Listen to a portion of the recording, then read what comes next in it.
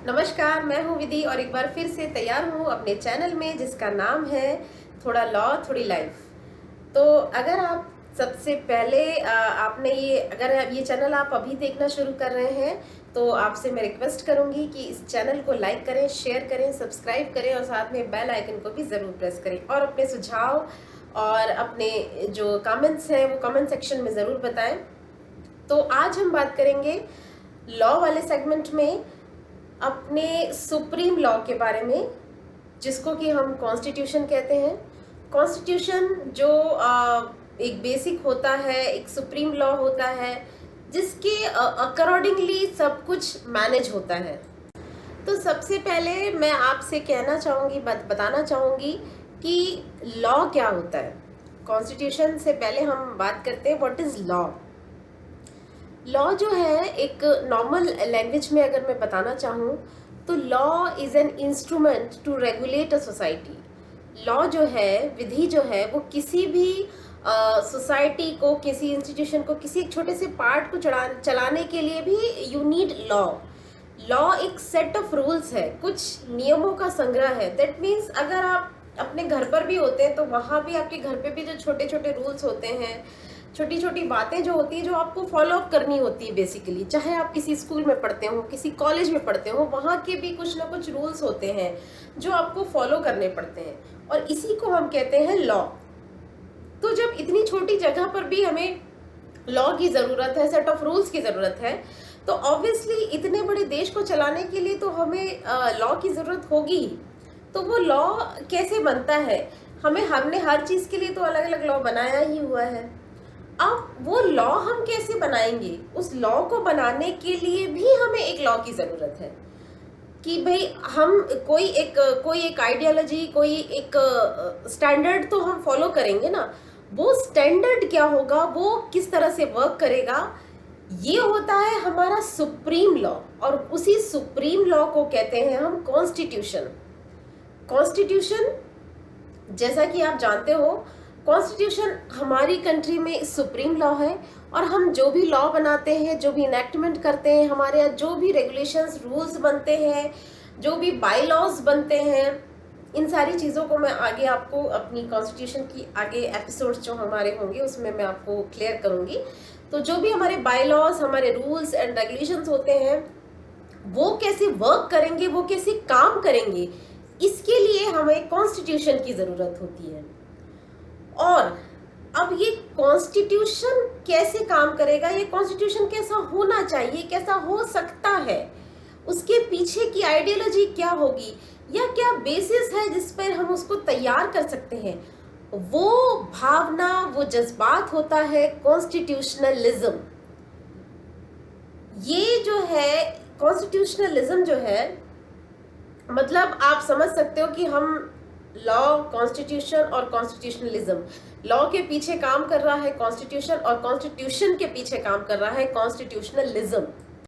Constitution के बारे में बात करते हैं। अगर मैं वेस्टर्न फिलोसफी से बात करूं तो वेस्टर्न फिलोसफी के हिसाब से कॉन्स्टिट्यूशन जो है एक डॉक्यूमेंट है, एक फॉर्म ऑफ डॉक्यूमेंट है जो कंटेन करता है, जिसमें होती है जो भी आपका सोसाइटी का आइडियोलॉजी है, जो भी सोसाइटी का एम है, जो सोसाइटी के प्रिंसिपल्स हैं, और उस पर्टिकुलर नेशन का जो एक फंडामेंटल लॉ है, एक बेसिक लॉ है, उसका ऑर्गेनाइजेशन ऑफ गवर्नमेंट है।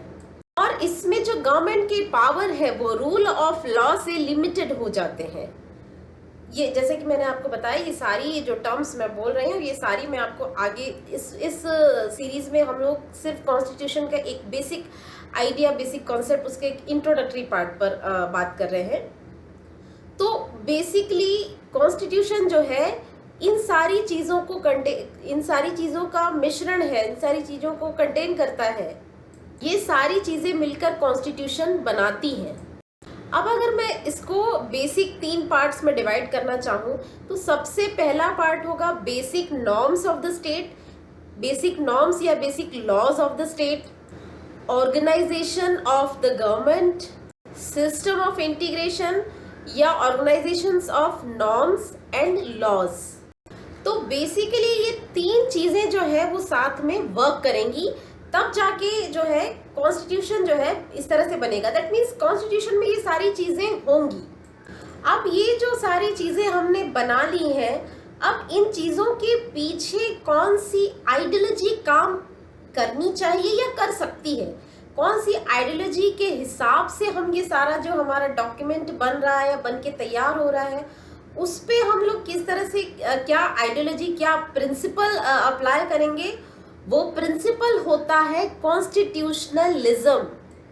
बेसिकली कॉन्स्टिट्यूशनलिज्म एक पॉलिटिकल फिलॉसफी है जो ये बताती है कि जो गवर्नमेंट है वो बेसिकली कहाँ से डिराइव्ड होती है, कहाँ से बनती है, कहाँ से शुरू होती है, पब्लिक से, पीपल से, जनता से शुरू होती है। And it should be limited by a constitution. That means जिस कॉन्स्टिट्यूशन की हमने बात की है वो कॉन्स्टिट्यूशन इस तरीके से बनना चाहिए कि गवर्नमेंट जो है उसके सारे जो वर्क है वो इससे लिमिटेड हो जाए और वो इसी तरीके से, इसी आइडियोलॉजी के साथ काम करे या ना करे, या जो काम उसको, क्या काम उसको करना चाहिए, क्या काम उसको नहीं करना चाहिए, ये डिसाइड हो उस कॉन्स्टिट्यूशन के थ्रू। कॉन्स्टिट्यूशनलिज्म के अगर ओरिजिन की मैं बात करूं तो वो आपको 1215 में, जब आपने मैग्ना कार्टा के बारे में सुना होगा या नहीं भी सुना होगा तो हम अपने आगे के एपिसोड्स में, आगे की बातों में आपको बताएंगे। मैग्ना कार्टा के बारे में मैं आपको बता दूं, ये एक चार्टर ऑफ राइट्स है जिसके लिए इंग्लैंड के किंग जॉन ने अपनी सहमति दी थी, और यहाँ से आप कह सकते हैं कि ये कॉन्स्टिट्यूशनलिज्म का एक तरह से ओरिजिन था। बहुत सारे स्कॉलर्स ने इसको अलग अलग तरीके से अपने हिसाब से इसकी फिलॉसफी को एक्सप्रेस किया है, क्योंकि अलग अलग आप इसीलिए क्योंकि ये एक फिलॉसफी है, एक आइडियोलॉजी है, एक थॉट है जो काम करता है कॉन्स्टिट्यूशन मेकिंग में। कॉन्स्टिट्यूशनलिज्म जो है उसका पार्ट कॉन्स्टिट्यूशन है, मतलब कॉन्स्टिट्यूशनलिज्म एक ह्यूज कॉन्सेप्ट है और उसका एक one of the part is constitution. Constitution जहां पर है वहां कॉन्स्टिट्यूशनलिज्म हो ये जरूरी नहीं है। जी हाँ, ये एक बड़ी इंपॉर्टेंट चीज मैं आपको बताना चाहती हूँ। कॉन्स्टिट्यूशन एक सिंपल सा एक कॉन्सेप्ट है जहां पे हम कुछ फैक्ट्स, कुछ रूल्स कंटेन करते हैं कि हमें सो एंड सो वे में जाना है या इतनी तरीके की चीजें हमें फॉलो अप करनी है। अब जहां पर यहाँ कॉन्स्टिट्यूशनलिज्म जुड़ जाता है तब वहां कॉन्स्टिट्यूशन के साथ एक फिलॉसफी ऐड हो जाती है, और कॉन्स्टिट्यूशनलिज्म जो है वो अपने आप में एक फिलॉसफी है जो कहती है कि इस फिलॉसफी को फॉलो अप करने के लिए वी नीड अ कॉन्स्टिट्यूशन। तो इस तरह से कॉन्स्टिट्यूशन कॉन्स्टिट्यूशनलिज्म का पार्ट है, लेकिन कॉन्स्टिट्यूशन का पार्ट कॉन्स्टिट्यूशनलिज्म हो, हमेशा ही हो, ये जरूरी नहीं है। लुईस हैंकिन जो इंटरनेशनल लॉ के बहुत इन्फ्लुएंशियल स्कॉलर माने जाते हैं, उनने कॉन्स्टिट्यूशनलिज्म को के कुछ एलिमेंट्स बताए हैं, जिसमें से बहुत सारे एलिमेंट्स आपको ऐसे लगेंगे कि ये हमारे कॉन्स्टिट्यूशन में है, क्योंकि हमारा कॉन्स्टिट्यूशन जो है उस कॉन्स्टिट्यूशनलिज्म की फिलॉसफी को फॉलो करता है, इसीलिए। तो पहला एलिमेंट है government according to the constitution. That means constitution के हिसाब से एक गवर्नमेंट बननी चाहिए। कॉन्स्टिट्यूशनलिज्म का ये जो पहला फीचर है कि एक कॉन्स्टिट्यूशन होना चाहिए, कहीं पर भी अगर गवर्नमेंट बन रही है तो वो एक उसका फीचर मतलब एक गवर्नमेंट जो है वो कॉन्स्टिट्यूशनलिज्म की जो आइडियोलॉजी है उसके हिसाब से बननी चाहिए। दूसरी, सेपरेशन ऑफ पावर जो आप पढ़ते हैं कॉन्स्टिट्यूशन में, sovereignty of the people and democratic, constitutional review, independent judiciary, controlling the law and order. तो ये कुछ कॉन्स्टिट्यूशनलिज्म के एलिमेंट्स हैं जो लुईस हैंकिन ने बताए हैं। तो ये एक बेसिक इंट्रोडक्शन था कॉन्स्टिट्यूशन एंड कॉन्स्टिट्यूशनलिज्म का। तो एक नॉर्मल, अगर मैं सामान्य शब्दों में कहना चाहूँ तो कॉन्स्टिट्यूशन है एक सेट ऑफ रूल्स, एक सुप्रीम लॉ, एक फंडामेंटल लॉ जो डिसाइड करता है कि हम जैसे कि हमने अगर डिसाइड कर लिया कि हम सो एंड सो रूल्स के हिसाब से चलेंगे, सो एंड सो लॉज के हिसाब से चलेंगे, तो ये जो एक डॉक्यूमेंट हमारे पास रेडी होता है दैट इज कॉन्स्टिट्यूशन।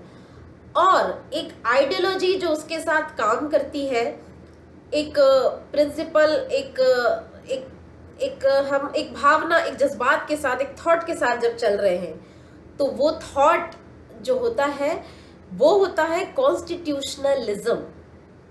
अगर मैं कॉन्स्टिट्यूशनलिज्म के सपोर्टर्स की बात करूं तो जैसे कि लुइस हैकिन, जॉन लॉक, और जो सबसे इम्पोर्टेंट चीज़ मैं बोलना चाहूँगी, जेम्स मैडिसन, जिन्हें फादर ऑफ कॉन्स्टिट्यूशन भी कहा जाता है। एक जो बेसिक डिफरेंस जो कॉन्स्टिट्यूशन और कॉन्स्टिट्यूशनलिज्म में है वो ये है कि constitution is just a written document. वो एक रिटन डॉक्यूमेंट है जो बताता है कि सो एंड सो रूल्स हम फॉलो करें, या जो भी हमारा फंडामेंटल लॉ, जैसे कि आपने अपना कॉन्स्टिट्यूशन देखा है। और कॉन्स्टिट्यूशनलिज्म जो है वो एक कॉन्सेप्ट है, एक थॉट है, एक थियरी है, एक फिलॉसफी है, जो उस कॉन्स्टिट्यूशन को, जब वो कॉन्स्टिट्यूशन लिखा जाएगा तो उसके वो किस तरह से लिखा जाएगा ये वो डिसाइड करता है। अब जैसे कॉन्स्टिट्यूशन के भी टाइप्स होते हैं, वो कोडिफाइड होता है, अनकोडिफाइड होता है, दैट मीन्स कहीं रिटन कॉन्स्टिट्यूशन भी नहीं होता है। तो इसलिए कॉन्स्टिट्यूशनलिज्म जो है वो ज़रूरी नहीं है कि कॉन्स्टिट्यूशनलिज्म मतलब अगर कोई उस थ्योरी को, उस फिलॉसफी को फॉलो कर रहा है बट वहाँ पर कोई रिटन कॉन्स्टिट्यूशन नहीं है लेकिन वो फिलॉसफी फॉलो हो रही है, ये पॉसिबल है। दैट मीन्स कॉन्स्टिट्यूशनलिज्म का पार्ट वो होता है कॉन्स्टिट्यूशन, लेकिन वो कॉन्स्टिट्यूशन हर जगह, कई जगह रिटन नहीं होता है, रिटन डॉक्यूमेंट के रूप में नहीं होता है, कुछ बस एक जस्ट पेपर होता है या और इस तरह से कुछ चीज़ें होती हैं। अब अगर हम देखना चाहें एग्जाम्पल्स की कॉन्स्टिट्यूशनलिज्म के बेसिस पर कौन से कॉन्स्टिट्यूशन है, तो सबसे पहला तो एग्जाम्पल इंडिया ही है। इंडिया में हमने बहुत सारी, ज़रूरी नहीं है कि सारी कॉन्स्टिट्यूशनलिज्म की हम अप्लाई कर रहे हैं, लेकिन फिर भी कुछ हद तक के जो कॉन्स्टिट्यूशनलिज्म की आइडियोलॉजी है जिसको हम फॉलो अप करते हैं, and the basic ideology is the democracy, तो इंडिया है। और अगर जर्मनी की मैं बात करूं, during the time of Hitler, तो वहाँ पे दे हैड आल्सो कॉन्स्टिट्यूशन, उनका भी कॉन्स्टिट्यूशन था, लेकिन हिटलर वाज इन डिक्टेटरशिप, वो डिक्टेटरशिप में था, तो वो कॉन्स्टिट्यूशनलिज्म जो था वहाँ पर वो फॉलो अप बिल्कुल भी नहीं कर रहा था। तो कॉन्स्टिट्यूशन जो है वो जहाँ पर हो वहाँ कॉन्स्टिट्यूशनलिज्म भी हो, ये ज़रूरी नहीं है, लेकिन कॉन्स्टिट्यूशनलिज्म जहाँ होता है वहाँ कॉन्स्टिट्यूशन होता है। अब एक बहुत ही सिंपल से एग्जाम्पल से मैं आपको क्लैरिफाई करना चाहूँगी। जैसे कि चाइल्ड होता है, child is a person, and childhood is a thought, is a expression.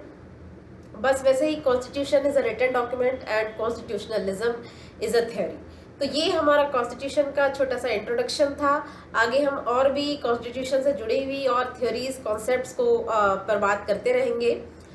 तब तक के लिए हमारे चैनल के साथ जुड़े रहिए, लाइक कीजिए, सब्सक्राइब कीजिए, शेयर कीजिए और साथ में बेल आइकन को भी ज़रूर प्रेस कीजिए। तब तक के लिए मिलते हैं अपने अगले सेगमेंट में, अपने चैनल में, जिसका नाम है थोड़ा लॉ थोड़ी लाइफ। तब तक के लिए नमस्कार।